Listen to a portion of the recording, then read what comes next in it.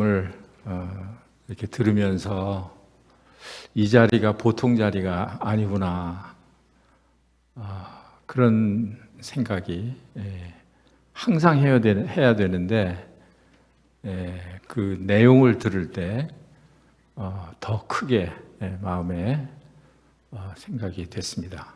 왜 그러냐 하면 사실은 여기에 수요가 그렇게 많지 않고, 또 여기 무슨 화려한 성가대가 있는 것도 아니고 아무것도 보잘것이 없는데, 그런데 이 가운데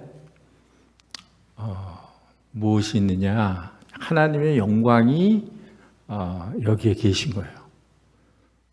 그리스도께서 여기에 계신 거예요.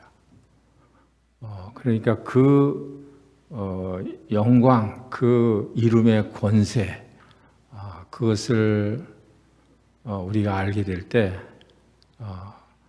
아무것도 없어도 우리는 아무 부족함이 없는 거예요. 너무 만족한 거예요. 그 주님이 우리 속에, 우리 가운데 계시기 때문에 그렇습니다. 살아계셔서 우리의 감사를 받으시고 찬양을 받고 계시기 때문에, 여러분과 제가 믿고 있는 대로 우리 주님께서 우리 죄를 위해서 죽으시고 부활하셔서 살아계신 그 주님께서 우리와 함께 계시기 때문에 감사하고 우리는 만족하고 더 부러울 게 없고, 그런 그 축복을 우리가 깨닫게 됩니다. 아마 원래는 제가 메시지 시간이 아니었었는데, 아마 이제 오늘 저녁에 모임의 날도 있고, 날짜는 지금 한 새해 9일 정도 이렇게 새 날짜가 지났습니다만은, 아마 이제 새해 메시지를 아마 생각을 하고 이렇게 시간을 배정을 하신 것 같습니다. 그래서 이제 기도하면서 생각할 때, 오늘 그 예배 드리면서도 어떤 형제님이 말씀하시기를 주님의 은사와 부르심에는 후회함이 없다, 이런 말씀을 하셨는데, 주님의 부르심에 대한 주님께서 우리를 왜 부르셨나, 부르신 목적이 뭔가, 그래서 새해를 시작을 하면서 그 목적의식, 목적을 가지고 뛰어가야 되지 않겠습니까? 목적을 정해놨을 때, 그럴 때 우리가 더 힘있게 뛰어갈 수 있는 것이기 때문에, 그런 점에 대해서 여러분들을 또 저를 이렇게 독려하고 격려하고 좀 도움이 됐으면 하는 그런 생각이 있습니다. 어떻게 하면 그 하나님께서 쓰시는 사람이 될까?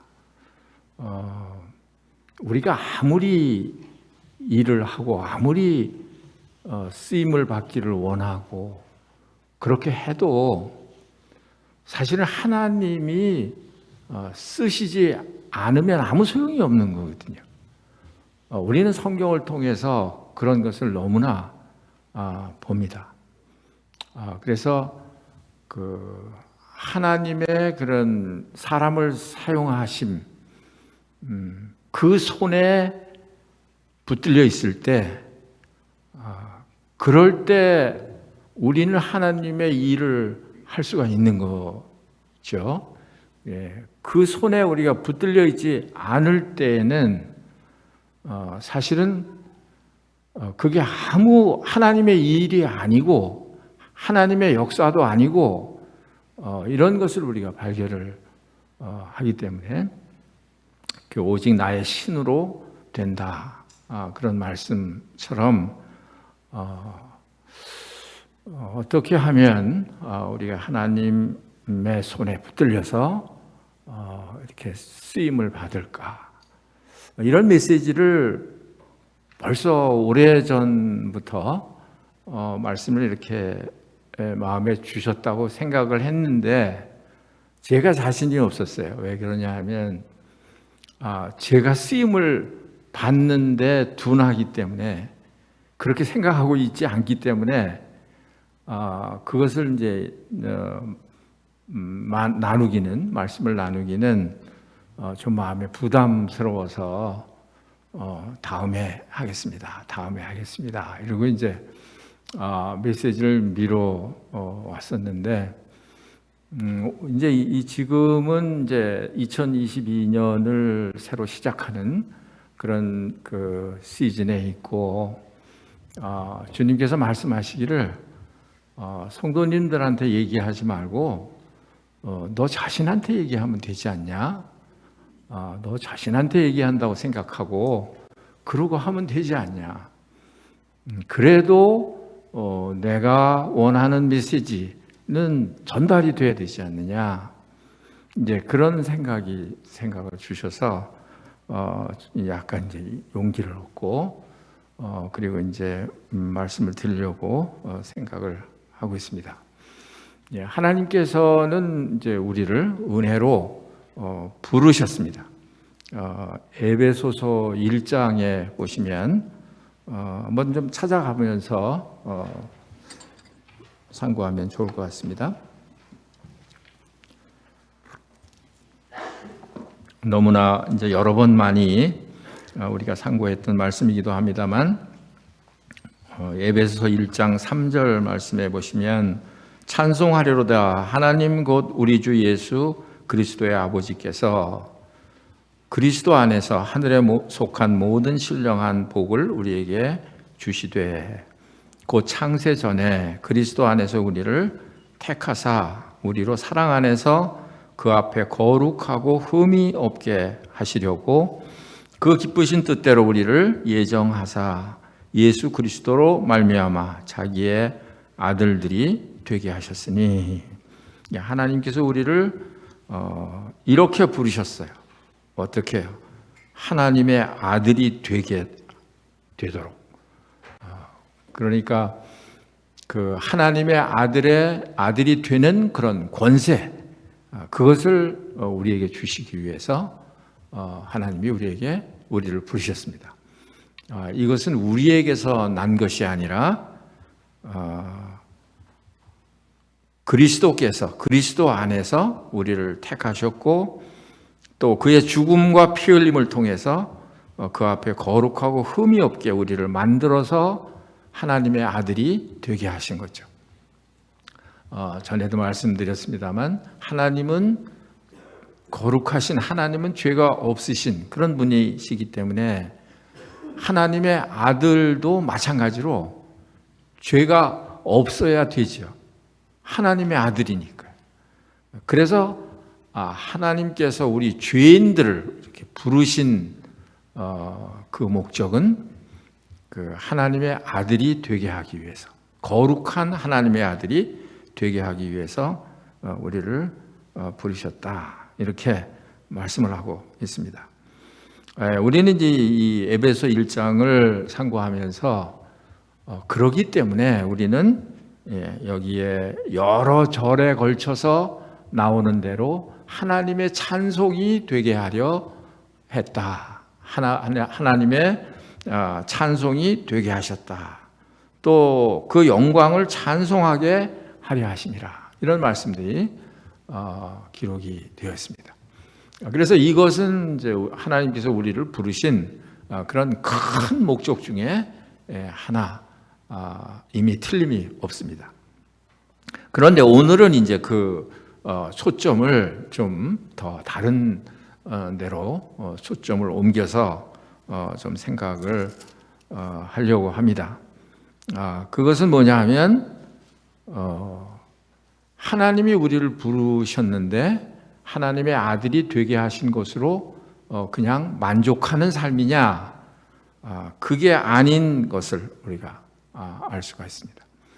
그러니까 우리가 구원받고 나서 하나님께 감사하고 찬양하고 물론 그거 좋습니다만 그 아주 훌륭하고 그게 중요한 목적입니다만 그러나 거기에서 끝나면 안 된다 하는 것을 우리가 에베소서를 쭉 이렇게 상고해 나가면서 깨닫게 되는 것입니다.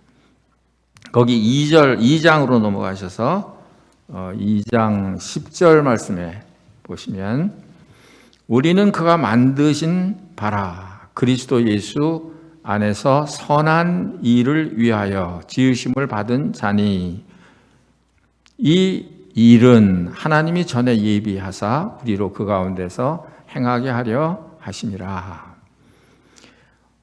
우리는 그가 만드신 바라 그랬습니다. 하나님이 만드셨을 때는 그 만드신 목적이 있습니다. 하나님께서 만물을 만드셨잖아요. 이 세상에 있는 만물을 만드셨는데 이 세상에 있는 모든 물건들이 목적이 없이 만들어진 물건은 하나도 없습니다. 해를 보시죠. 해도 낮에 빛을 주기 위해서 해가 존재합니다.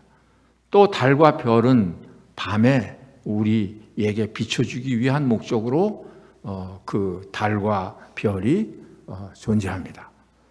바다는 왜 존재합니까? 바다가 있어야 우리가 매일 늘 먹고 사는 물고기를 거기에 저장할 수 있기 때문에 살게 할 수 있기 때문에 그래서 바다를 만드시고 물을 만드셨습니다. 나무는 왜 만드셨느냐? 나무도 마찬가지입니다. 우리가 매일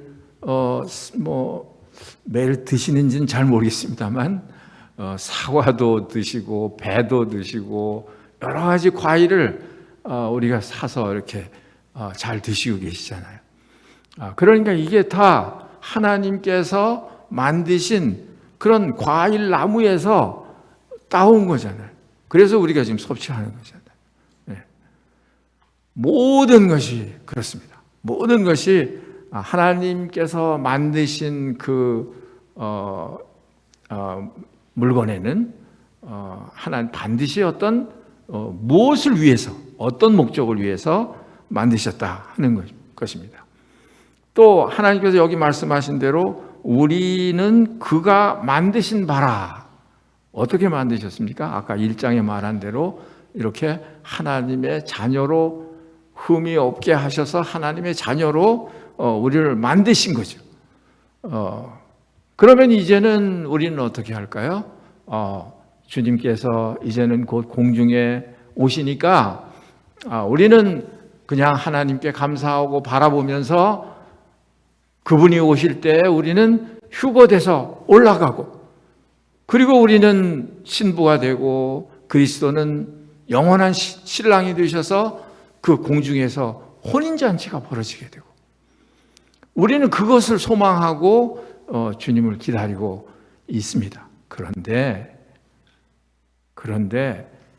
그거 말고 그 위에서 벌어지는 일이 또 한 가지가 있습니다. 그게 뭔가요? 그게 그리스도의 심판대라는 것입니다. 그래서 우리가 각각 그 심판대 앞에서 각각 행한 일을 따라서 우리에게 상을 주시는 이런 그리스도의 심판대가 있다 하는 것이에요.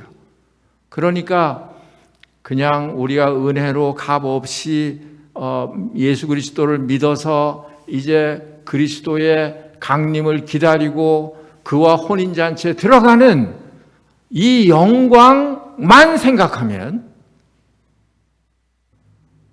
그러면 반을 그냥 다 잃어버리는 그런 결과가 되는 것이기 때문에 여러분과 저는 이 시간 하나님 앞에서 이 말씀에 대해서 책임감 있게 이 말씀을 받을 필요가 있다 하는 것이에요. 거기 뭐라고 말씀하셨나요? 10절에 우리는 그가 만드신 바라 그리스도 예수 안에서 선한 일을 위하여 지으심을 받은 자니 그랬습니다. 어떤 일이라고요? 선한 일을 위해서 지으심을 받았다. 그래서 우리가 구원받았다고 하는 것은 그 사랑이시고 선하신 그리스도께서 우리 마음에 들어오셨다 하는 것이고요. 그 다음에 그냥 그게 다가 아니고 그 들어오신 그리스도로 말미암아 우리가 사는 그런 삶에서 선한 일을 위해서 지으심을 받았다 하는 게 중요한 거예요. 그러니까 이것을 놓쳐서는 결코 안 된다 하는 것입니다. 쭉 뒤로 넘어가셔서 4장에 가보시면 거기에는 더 구체적으로 우리를 만드신 목적, 우리를 부르신 목적에 대해서 기록하고 있습니다.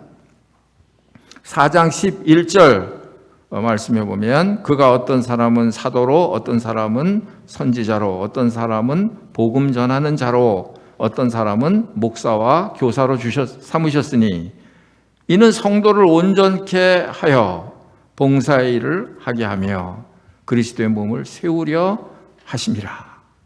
이게 하나님의 뜻인 거예요. 이게 하나님이 우리를 부르신, 우리를 하나님의 자녀로 삼으신 하나님의 뜻인 거예요. 그게 뭐예요? 일을 위해서 부르셨다는 거예요. 그 일은 뭔가요? 하나님께서 우리에게 탤런트를 주신 거예요. 마태복음 25장에 보면 그 달란트 비유가 나오잖아요. 거기에 어떤 사람에게는 5달란트를 주셨고 어떤 사람에게는 2달란트를 주셨고 어떤 사람에게는 1달란트를 주셨는데 5달란트, 2달란트 맡은 사람은 열심히 그것을 장사를 해서 일을 남겼다고 기록을 하고 있습니다. 그래서 그 두 부류의 사람들에게는 하나님께서 칭찬하시는 거예요. 주인이 이 착하고 충성된 종아, 내가 적은 것에 충성했으니까 내가 많은 것으로 너에게 주겠다. 이렇게 말씀을 하시는 거예요. 그런데 마지막에 1달란트 받은 사람은 아마 이 1달란트가 다른 사람이 받은 달란트에 비해서 적다고 생각했는지도 모르고 또 이 성경에 보니까 하나님은 심지 않은 데서 거두고 해치지 않은 데서 모으는 그런 아주 하나님, 우리가 아무것도 안 해도 하나님이 다 하실 수 있는 전능하신 하나님, 이것을 믿었다고 여기 성경에 기록을 해놓고 있습니다. 이 사람이 잘 믿기는 믿었는데 한 가지 실수가 있는데 그게 뭐냐 하면 그 일을 다 하나님께 맡겼다는 거죠. 그렇게 하면 안 되는 것인데 자기가 장사해서 남겨야 되는 것인데 땅에다 묻어놓고 그냥 나는 가만히 있어도 이 1달란트가 10달란트도 되고 20달란트도 된다고 생각을 했던 것 같아요. 그러나 하나님은 결코 나에게 맡기신 일을 빼앗아가는 분도 아니고 우리가 해야 되는 일을 하나님이 해줄 수 있는 것도 아니고 그러니까 그 주인이 뭐라고 책망을 했나요? 내가 왜 그것을 그냥 1달란트를 그냥 묻어뒀느냐? 차라리 그럴 바에는 그냥 은행에다 갖다가 놓지. 그러면 이자라도 나올 텐데. 이런 뜻이에요. 그러니까 여러분과 저에게는 여기 에베소 4장에 말씀한 이러한 여러 가지 은사들을 하나님이 주셨다 하는 거예요. 이게 성경에 하나님께서 우리에게 주신 그런 선물 2가지가 있습니다. 하나는 그냥 은혜로 값없이 주신 그 은혜, 구원이 있습니다. 그 다음에 2번째로는 이것도 선물인데 은사라는 선물을 주셨어요. 받지 않은 성도님은 한 분도 안 계세요. 1개 이상은 다 하나님이 은사를 주셨다. 성경에 그렇게 기록을 해놓고 있습니다. 어떤 사람에게든지요. 여러분과 제가 그리스도를 나의 구주로 고백하고 믿었다고 한다면 그와 동시에 그와 더불어 여러분과 저에게 하나님이 은사라는 걸 주셨다는 거예요. 이 은사는 무엇이냐면 다른 성도들을 돕기 위한 영적인, 하나님이 주신 영적인 재능입니다. 그런 것을 다 여러분들이 가지고 계시는 거예요. 그런데 이 한 달란트 맡은 사람처럼 그 은사를 그냥 묻어두고 있는 거예요. 그러니까 내가 어떤 일을 해야 되는지 내가 모르겠다. 아마 여러분들 생각에 내가 어떤 은사를 가지고 있지? 그걸 모르신다고 한다면 아마 다는 아니지만 그러나 한 달란트 받은 사람처럼 그냥 그걸 묻어두고 있는 것은 아닌가 이렇게 생각을 해볼 수가 있어요. 물론 이제 그 내가 어떤 은사인지를 입으로 말할 수 없다고 하더라도 이미 벌써 여러분들은 어떤 일을 하고 계실지 몰라요. 하나님께서 주신 그런 은사를 지금 활용하고 계시는 분들도 대부분일 것 같아요. 그런데 내가 무슨 은사지라고 물어보면 내가 무슨 은사지? 잘 대답할 수 없는 것뿐이지 어떤 모양으로 섬기시든지 여러분과 저는 이제 이렇게 다른 성도들을 섬기고 교회를 섬기고 주님을 섬기고 이렇게 하고 계시기 때문에 그런 것입니다만 그러나 이제 우리가 이제 더 이 문제에 대해서 잘 생각을 해야 될 필요가 있습니다. 우리 교회는 이제 항상 말하기를 500명 성도님이다 이렇게 이야기를 합니다. 500명 성도님들. 그런데 이 500명 성도님들이 다 일하고 계시느냐? 저는 그렇습니다라고 말했으면 좋겠습니다. 그런데 제가 이 귀로 듣는 이야기는 그렇지 않다는 이야기를 더 많이 들어요. 일하는 사람은 바빠서 어쩔 줄 모르고 그리고 일을 안 하시는 분들은 그냥 안 하시고 계시는 거.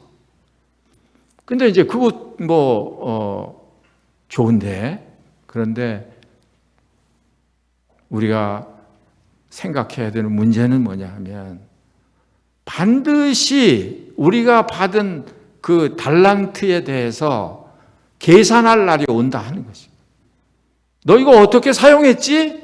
내가 준 거 어떻게 사용했냐? 어떻게 이걸 가지고 뭘 했냐? 얼마나 남겼냐? 이것을 반드시 묻는 날이 온다는 거예요. 그럴 때 어떻게 하시겠습니까? 그럴 때 만약에 우리가 한 달란트 받은 사람처럼 그것을 묻어두고 있었다고 한다면 우리가 흔히 말하는 그런 부끄러운 구원을 얻게 될 거예요. 부끄러운 구원. 구원은 얻는데 주님의 은혜로 얻으니까 아무 문제가 없는데 그런데 부끄러운 거죠. 어제 밑에서 우리 두 집사 형제님들이 이제 퇴임을 하시면서 이렇게 겸손하신 분들 진짜 만나기 어려워요. 요 앞에서 주일날 우리 사회 오시는 형제님이 이렇게 읽어드렸잖아요. 감사패. 그렇게 읽어드리고 여기서 이렇게 드리고 이러면 다른 성도님들 다 보고 얼마나 좋을까 이런 생각이 드는데 이분들은 그거 부담스러워 하시는 거예요. 부끄러워 하시는 거예요. 그래서 그렇게 하지 말라고. 그래서 어제 따로 이렇게 모여서 이제 그 감사패 증정도 하고 선물도 증정을 하고 이렇게 했습니다. 그런데 이제 그 자리에서 제가 느낀 게 하나 있어요. 그 형제님들이 사실은 막 튀어나게 일을 하는 분들이 아니에요. 뭐 눈에 보이는 일을 하시는 분들이 아니에요. 그렇잖아요. 우리 성도님들께서 이병열 형제님이 무슨 재정일 하신다 이거는 아시고 계시겠지만, 또 조정은 형님이 재정을 하신다 이런 걸 아시고 계시겠지만, 일하는 거 보셨습니까? 못 보시잖아요. 왜요? 혼자 하시니까. 아무도 안 보는 데서 하시니까. 저도 그 간증을 듣기 전에는 뭔 일을 하시지? 그냥 대충 뭐 이렇게 뭐 돈 보내고 뭐 이렇게 계산하고 뭐 이런 일 하시나? 이제 그렇게 생각만 하고 있었는데 어느 한 날 꽤 됐습니다. 그 하시는 일에 대해서 쭉 간증을 하시는 그런 기회가 있어가지고 들었어요. 그 얘기를 들었을 때, 야, 이건 안 봐서 그렇지. 다른 성도님들이 보지 않는 가운데서 이건 보통 일이 아니구나. 이건 계속 그냥 걸으면 안 되는 일이에요. 매주마다 뭘 보내야 되고 뭘 해야 되고, 매주마다 그게 막 착오가 생겨서도 안 되는 거예요. 그러니까 이제 책임감도 있고 그런 일을 이렇게 쭉 해오셨더라고요. 그러니까 제가 그 얘기를 들으면서 마음에 얼마나 감사한 마음이 드는지, 이렇게 안 보는 데서 그냥 이렇게 꾸준하게 이렇게 일을 해오시는 것을 보고 그런 그 생각을 가지게 되었습니다.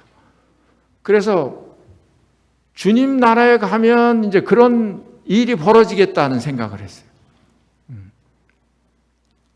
우리가 볼 때는 별 눈에 띄지 않는 것 같이 보이는 그런 성도님인데, 그것도 그 영광스러운 주님 앞에서 몇백 명이 모이는 성도들 앞이 아니고 전 세계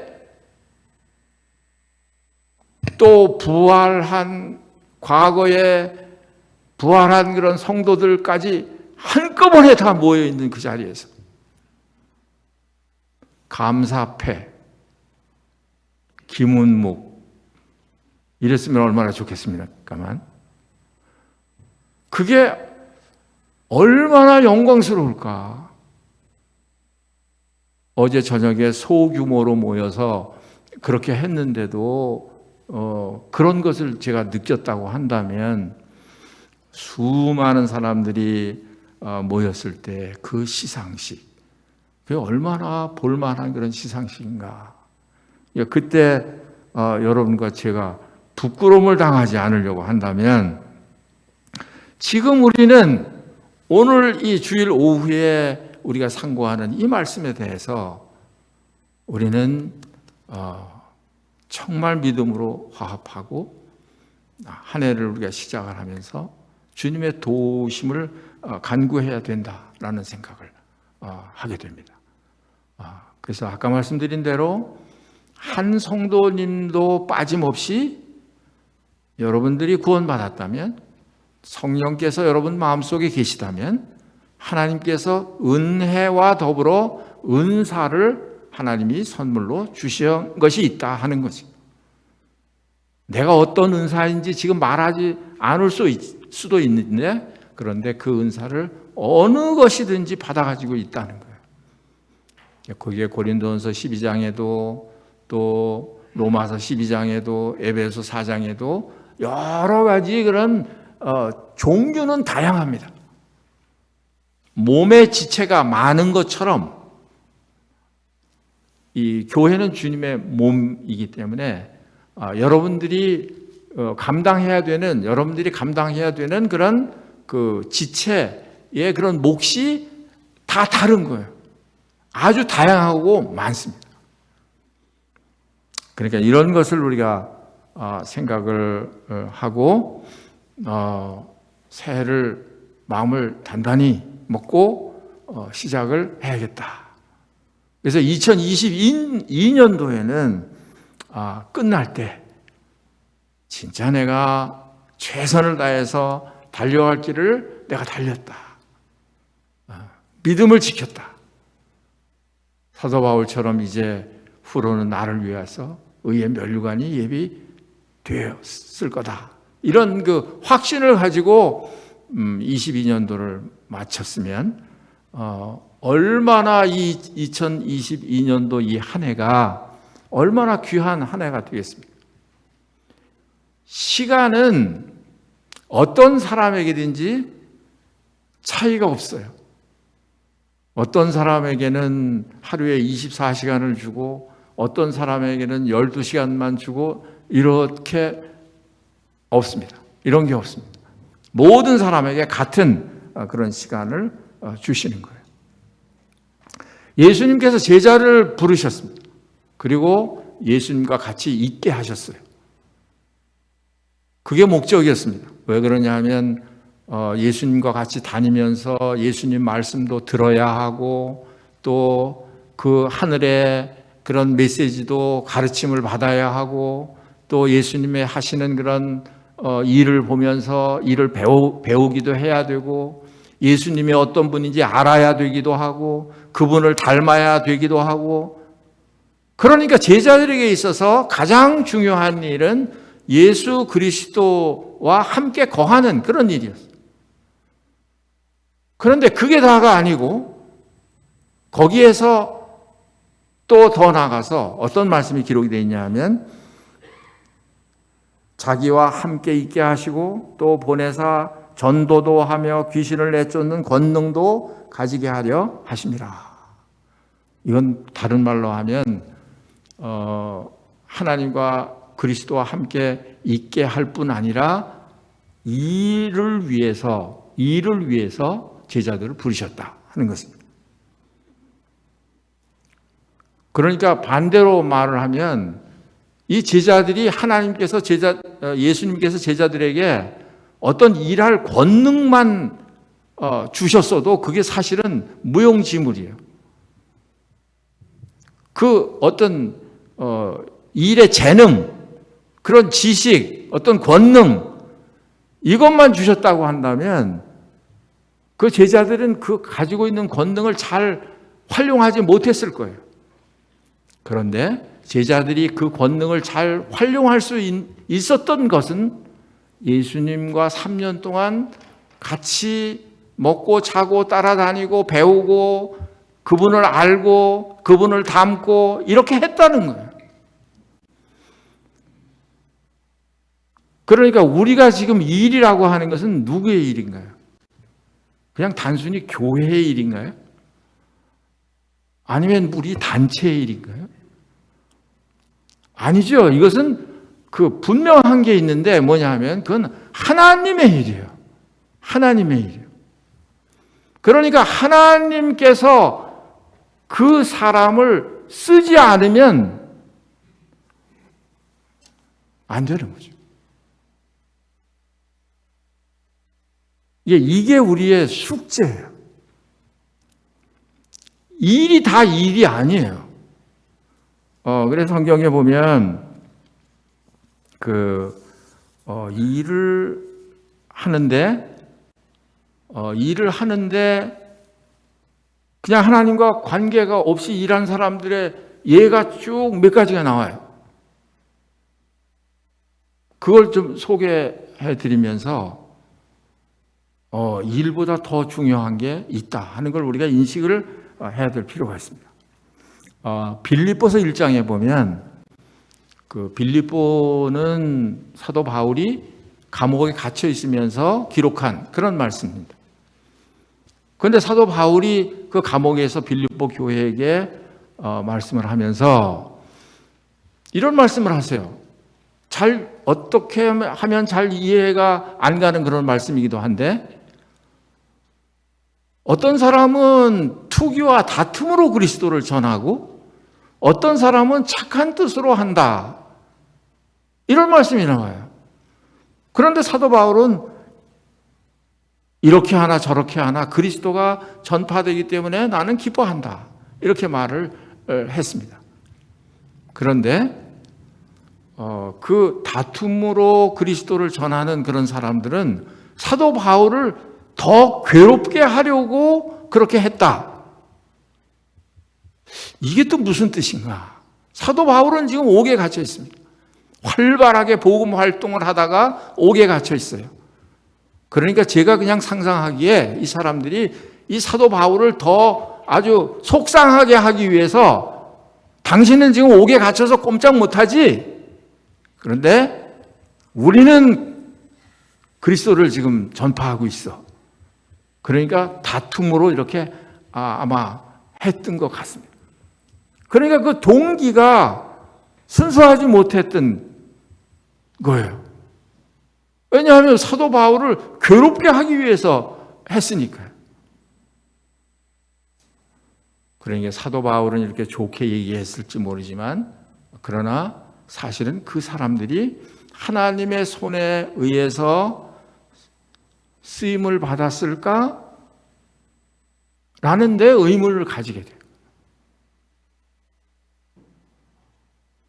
오히려 이 사람들이 생각할 때 사도 바울이 옥에 갇혀서 아무것도 복음도 못 전하고 아무것도 할 수 없는 사람처럼 생각했지만 그러나 사실이 그랬나요? 아니에요.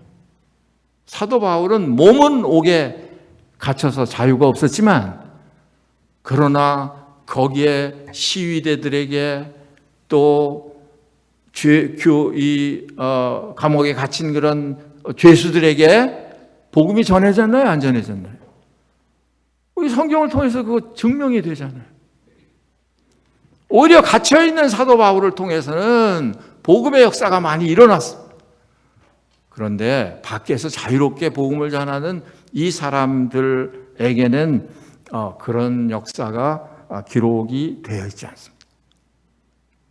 아래 토저라는 분이 지금 빌립보서를 말하면서 무슨 말씀을 하셨냐면 종교적 행동의 본성은 분노, 질투, 야망, 허영심 그리고 탐욕이다. 그렇게 해설을 해놨습니다. 그러니까 이 사람들은 말은 그리스도를 전하고 있었는데 그런데 그 사람들은 하나님께 쓰임을 받는 사람들은 아니었습니다. 또 사도행전 8장에 가면 그 마술사 시몬이 있어요. 언젠가도 말씀드린 기억이 납니다만 마술사 시몬, 이 사람은 마술을 해서 수입을 얻는 그런 사람이에요. 그런데 빌립이 전도하면서 기도하니까 성령이 임하고 권능이 나타나고 이것을 보니까 이 마술하는 이 사람 마음에 그것을 흠모하는 그런 마음이 생겼어요. 그래서 성경에 보니까요, 그 사람이 침례까지 받았어요. 침례, 마술사가 침례를 받았어요. 오늘날 그런 일이 일어났다면 우리는 어떻게 생각할까요? 야, 하나님께 영광이다. 마술사가 그리스도를 믿고 침례를 받았어. 얼마나 놀라운 일이냐. 그렇게 말하겠죠.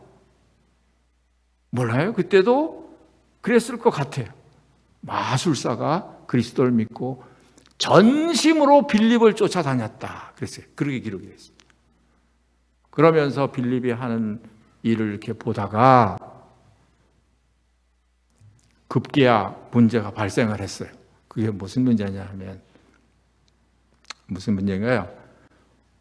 빌립한테 말하기를 나에게도 그런 권능을 주어서 내가 기도하고 안수할 때 이렇게 성령이 내려오게 해 주십시오. 그런데 그것을 아마 돈을 주면서 살려고 했던 것 같아요.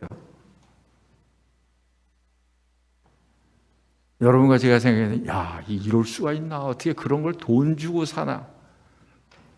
그런데 이 시몬의 마음속에는 이제 그렇게 마음이 되어 있던 거예요. 그러니까 빌립이 너는 이 도에 아무 상관도 없다고 하면서 마술사를 뭐라고 그러나요? 저주는 아니고 합당한 말이 생각이 안 나는데 하여튼 이렇게 징벌적인 그런 이제 말을 하는 그런 걸 볼 수가 있습니다. 그러니까 이것도 마찬가지예요. 또 여러분들이 잘 아시는 마태복음 7장에 나오는 말씀도 마찬가지죠. 그 사람들이 했던 게 주의 이름으로 한 거예요. 주의 이름으로 여러 가지 귀신 내쫓고 권능을 행하고 선지자 노릇하고 그랬던 거예요. 그런데 예수님이 뭐라고 책망을 하시나요? 불법을 행하는 자들아 내게서 떠나가라 말씀을 하시잖아요. 그러니까 그 사람들은 아무 하나님과 관계가 없는 그런 사람들이었습니다. 우리는 아주 성경에서 예수님의 제자들 가운데서 두 사람을 이렇게 견주어서 볼 수가 있습니다. 한 사람은 베드로입니다. 한 사람은 가룟 유다예요. 그런데 이 두 사람은 어떤 점에 있어서 예수님께 범죄한 사람들이에요. 베드로는 3년 동안이나 예수님과 그렇게 가까이 따라다녔는데도 불구하고 예수님께서 십자가에 못 박혔을 때 사람들이 와서 내가 예수 그리스도와 함께 있었다라고 얘기를 하니까 어이 무슨 얘기야. 나는 알지도 못하는데 예수가 누군지 난 알지도 못해. 어떤 계집아이가 와서 또 말하기를 너 목소리를 보니까 그때 그 사람이 맞는데 너 무슨 얘기를 하고 있어? 베드로가. 그러면서 그것을 무마하기 위해서 어떻게 했나요? 예수님을 저주했다 그랬습니다. 저주했다. 저주하고 맹세했다 그랬습니다. 그러니까 얼마나 베드로는 아마 예수님 앞에서 이와 같은 그런 마음의 그런 아픔? 가장 베드로에게 있어서 가장 마음이 아팠던 순간일 거예요. 그렇게 사랑을 받고 수제자로서 그리스도를 쫓아다녔는데 그런데 예수님을 저주하다니. 모르는 사람도 아니고 주는 그리스도시요 살아계신 하나님의 아들이시라고 고백까지 한 사람인데 그렇게 했습니다. 내가 닭 울기 전에 3번 나를 부인하리라. 예수님 말씀을 듣고 그 생각이 나서 닭이 우니까 그 생각이 나서 나가서 통곡했다 그랬습니다. 통곡했다. 로마서 12장에 보시면 거기에서도 이제 은사에 대한 말씀이 나오는데요. 로마서 12장 1절 말씀에 보겠습니다.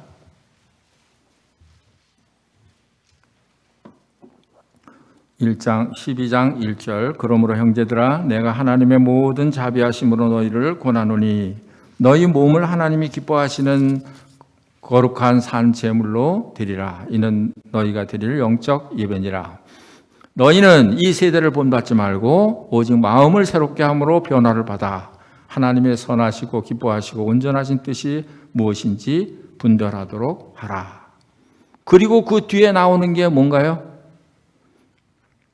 4절 말씀부터 보면 우리가 한 몸에 많은 지체를 가졌으나 모든 지체가 같은 기능을 가진 것이 아니니 이와 같이 우리 많은 사람이 그리스도 안에서 한 몸이 되어 서로 지체가 되었느니라.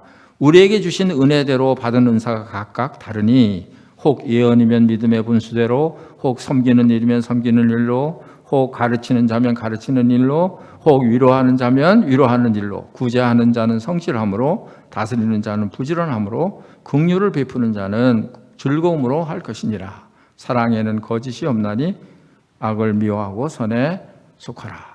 여기 은사에 대한 말씀이 쭉 기록이 나와 있지 않습니까?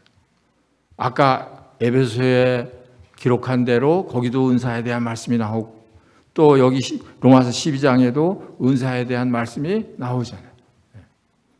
그런데 이 은사를 활용하는 데 있어서 중요한 전제되어야 되는 그런 일이 있는데 그게 뭐냐 하면 2절에 말씀한 거예요. 너희는 이 세대를 본받지 말라. 오직 마음을 새롭게 함으로 변화를 받아. 아마 이 베드로에게 있어서는 이때가 마음을 새롭게 해서 변화를 받는 그런 계기가 되었을 것 같아요. 그리고 나서 베드로가 나가서 외쳤을 때 3,000명이나 회개하고 돌아오는 그런 역사가 일어났습니다. 이것은 아마 베드로가 하나님 앞에서 이런 것을 맛보았기 때문에, 이런 것을 경험했기 때문에. 그래서 예수님께서 베드로에게 어떤 때 이런 말씀을 하셨어요. 네가 돌이킨 후에 네 형제를 굳게 하라. 그러니까 이런 은사, 어떤 일을 하기 전에 중요한 건 뭐냐 하면 내가 마음이 새롭게 되는 거예요. 내가 먼저 새롭게 되는 거예요. 하나님이 나를 쓰실 수 있는 그런 사람이 되려고 하면 내가 먼저 스스로 그렇게 새롭게 되는 거예요. 변화를 받는 거예요.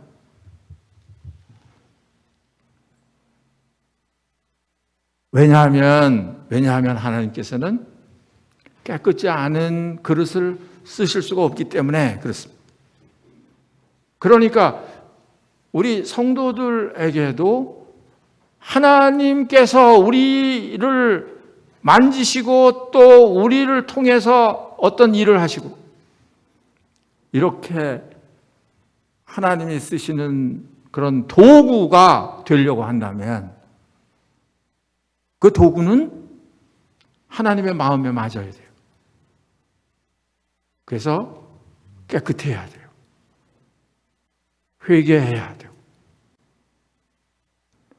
완전한 사람을 하나님이 완전한 사람을 쓰신 게 아니에요. 실수투성이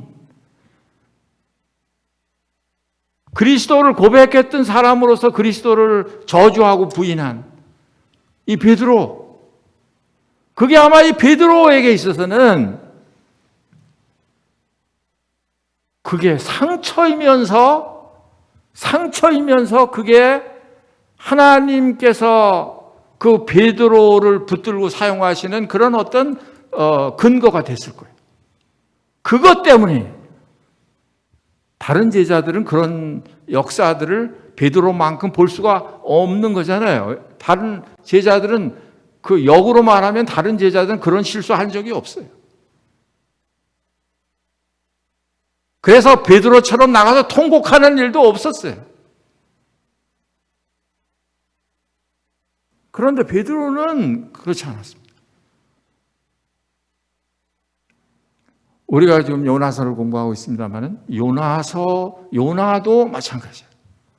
니느웨에 가서 회개를 외치라고 하나님께서 말씀을 하셨는데, 그런데 이 요나는 그것을 불순종했죠.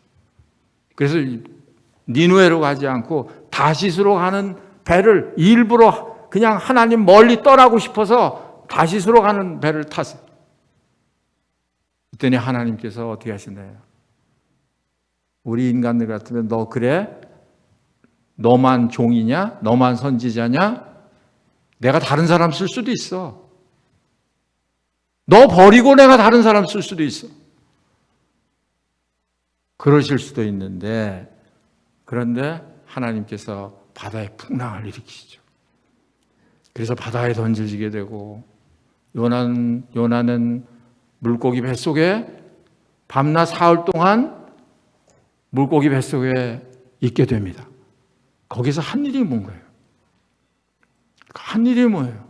하나님께 부르짖는 일이었습니다. 하나님께 부르짖는 일.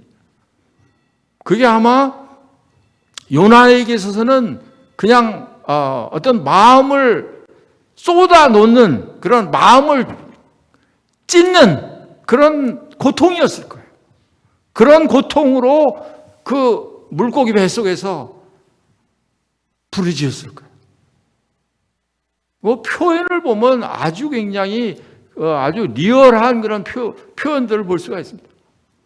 뭐 해초가 나를 덮었고, 뭐 산의 뿌리가 나를 막았고, 뭐 그 표현이요. 절망적인 거예요. 절망적인 거. 깜깜한 그 물고기 뱃속에서. 여러분과 저 같으면 안 부르짖겠습니까? 죽을 힘을 다해서 부르짖겠죠. 아마 이 요나가 그렇게 했어요. 그렇게 했을 때 하나님께서 물고기에게 명해서 요나를 토해내게 했다.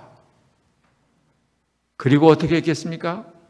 니느웨에 가서 외치기 시작을 했습니다. 그때 얼마나 큰 역사가 일어났나요? 놀라운 역사가 일어났어요. 그래서 왕에게서부터 모든 백성들이 다 베옷을 입고 회개하는 그런 일이 벌어졌어요. 왜 그랬을까요? 왜 요나의 외침을 듣고 니느웨의 사람들이 그렇게 회개했을까요?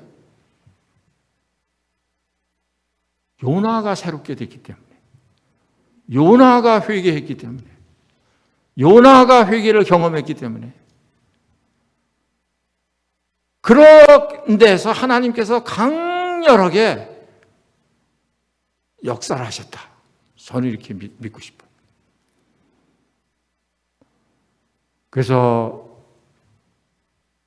여러분과 제가 이제 한 해 오면서 어떻게 하면 하나님이 쓰시는 그릇이 될까? 어떻게 하면 하나님의 도구로 될 수 있을까? 여러분, 제 속에 간절한 이런 소원이 있어야 된다고 생각해요. 그래서 한 가지는 뭔가요? 이들이 했던 일은 뭔가요? 이들이 했던 일은 회개하는 일이었습니다. 회개하는 일. 회개라는 건 뭐예요? 그냥 뉘우치는 거예요? 아닙니다. 가룟 유다는 뉘우치지 않았나요? 가룟 유다도 뉘우쳤어요. 그래서 은 30 받은 것을 다시 성전에 갖다가 던졌습니다. 가룟 유다가 하지 않은 게 하나 있어요. 하나님께 돌아오지를 않았습니다. 자기의 그냥 길을 갔어요. 죄를 뉘우치고 자기의 길을 갔어요. 자기의 길이 뭐예요? 스스로 목숨을 끊는 거였어요. 그런데 베드로는 달랐습니다. 베드로는 달랐어요. 그가 나가서 통곡한 다음에 그는 그리스도에게로 돌아왔어요. 그리고 그는 제자들과 함께 있었습니다.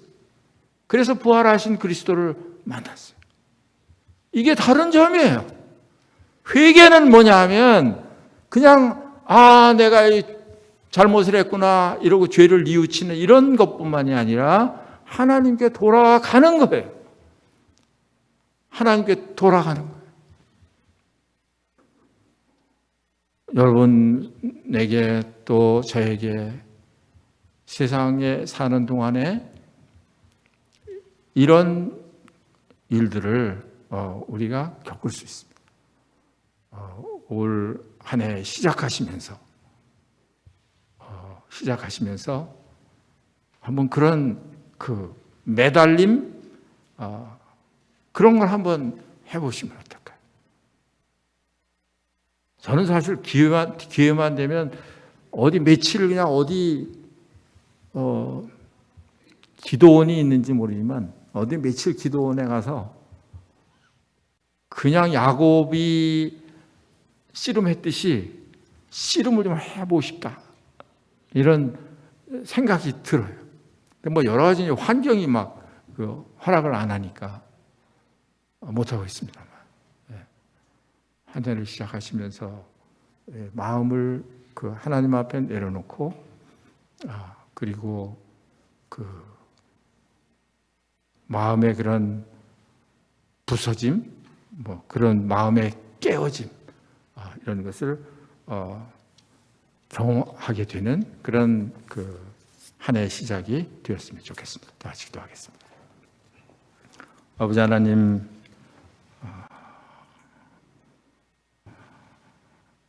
저희들에게 또 새로운 한 해를 허락해 주셔서 감사합니다.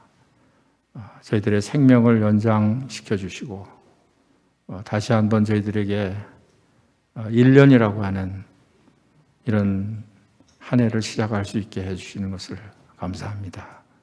아버지 하나님께서 저희들의 마음을 준비시키시고, 이 한 해는 하나님 앞에 하나님께 저희들이 붙들려서 주님께 사용을 당하는 이러한 아름다운 한 해가 될 수 있도록 저희 모두를 사용해 주시옵소서. 저희가 받은 은사가 무엇이든지 간에 이것을 덮어놓고 또 땅에 묻어놓고 또 한 해를 흘려보내는 이러한 저희들이 되지 않게 하시고, 열심히 장사하고 활용해서 주님을 기쁘시게 하는, 또 칭찬 듣는 열매들을 많이 맺히도록 주님께서 역사하고 도우시옵소서. 주 예수 그리스도의 이름으로 기도하옵나이다. 아멘.